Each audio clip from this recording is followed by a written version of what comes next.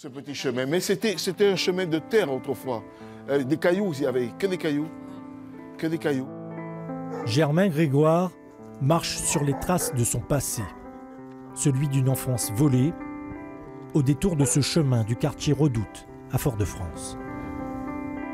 Après 12 ans de recherche, c'est un lointain camarade d'enfance qui l'a amené sur la piste des ruines de cette maison, celle de sa mère, où lui et ses deux frères ont été enlevés il y a 63 ans maintenant.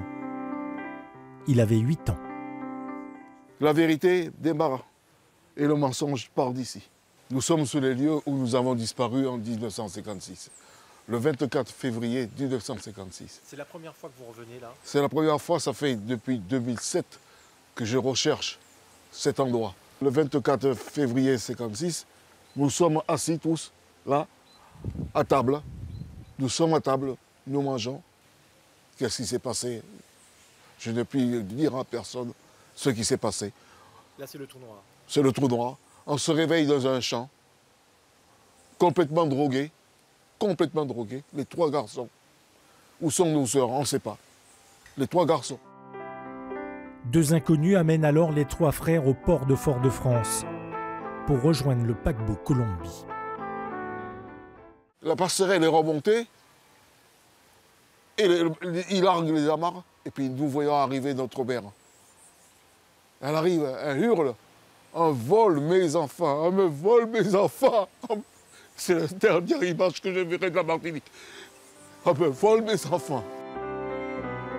Une tempête et des semaines de traversée plus tard, les voilà arrivés au Havre.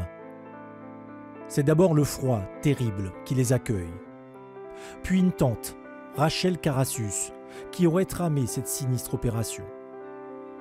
Direction les Hautes-Pyrénées, où les trois frères seront baladés d'orphelinat en orphelinat. À 12 ans, le jeune Germain travaille à la ferme, puis comme apprenti boulanger, des années de souffrance et de brimade. Tout nous était interdit, on n'avait pas d'amis, on n'avait même pas des Français. Nous étions hors du temps, hors du monde. Il n'y avait que les vieux. On fréquentait que des vieux. Tout avait pourtant bien commencé ici au Terre-Saint-Ville, où vivait la famille de 5 enfants, 3 garçons et 2 filles, et des parents pas encore divorcés. Alors pourquoi? Que s'est-il passé? Une multitude de questions qui hantent littéralement Germain Grégoire. C'est un homme malheureux, c'est une famille détruite. Pensez que si ça pouvait vous arriver, messieurs, dames, pensez à vos enfants, comment ils seraient. Vous nous devez la vérité. Vous devez la vérité. Rendez-nous la vérité. Vous parlez à qui? À tous les hommes politiques.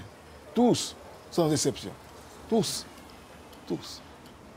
En France comme en Martinique.